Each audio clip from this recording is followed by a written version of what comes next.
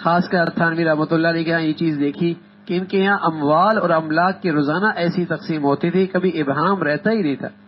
حضرت رحمۃ اللہ علیہ کا یہ معمول تھا، جب کوئی چیز آتی تو اس کے 3 برابر حصے کرتے، چونکہ 2 بیویاں تھیں اس لیے ایک حصہ ایک گھر میں بھیج دیا جاتا، دوسرا دوسرے گھر میں بھیج دیا جاتا، اور ان کو اس چیز کا بھی مالک بنا دیا جاتا اور اپنی ملک سے نکال دیا جاتا۔ اور حصہ بس اوقات ہم اپنی عورتوں کو کچھ چیزیں دیتے ہیں اور ساری زندگی یہ طے نہیں ہوتا کہ اس کا مالک کون ہے۔ اب زکوٰۃ اس نے دینی ہے، اس نے دینی ہے، دنیا سے جانے کے بعد اس کی وراثت میں حصہ ہوگا اور اس کی وراثت میں حصہ ہوگا، طے نہیں ہوتا، ملکیت طے نہیں ہوتی، اور یہ بھی پتہ نہیں ہوتا زکوٰۃ کس پہ فرض ہے، زکوٰۃ کس نے دینی ہے۔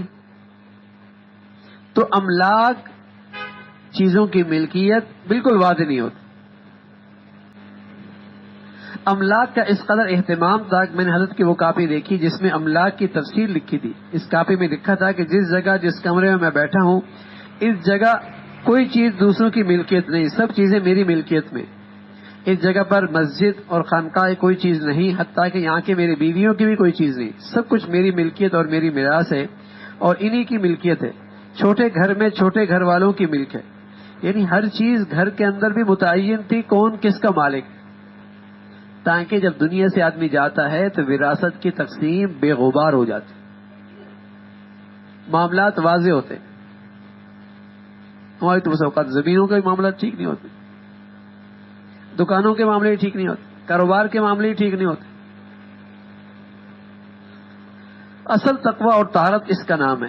آج دنیا میں سب جگہ پر مشترک خرچ چلتے ہیں، میاں بیوی کی ملکیتوں میں کوئی امتیاز نہیں ہوتا، بلکہ یوں کہا جاتا ہے میاں بیوی کا کس نے بانٹا، آپس میں کیا بانٹنا ہوتا ہے، حالانکہ دونوں کی ملکیت الگ الگ ہے۔ اللہ کا شکر ہے حضرت رحمۃ اللہ علیہ کی تلقین کے بعد ہمارے گھر کا بھی یہی معمول ہے، میری ملکیت الگ ہے، بیوی کی ملکیت الگ ہے، اولاد کی ملکیت الگ ہے، ہر چیز کی ملکیت متعین ہے۔ ملک کے اندر بھی کبھی اشتباہ نہیں ہوا رکھتا، جب کوئی چیز گھر آتی ہے تو فوراً اس کی ملک متعین کر کے الگ کر دیتا ہوں، تاکہ کل کو یہ اشکال اور انتباہ نہ ہو کہ یہ چیزیں میری ملکیت ہیں یا نہیں۔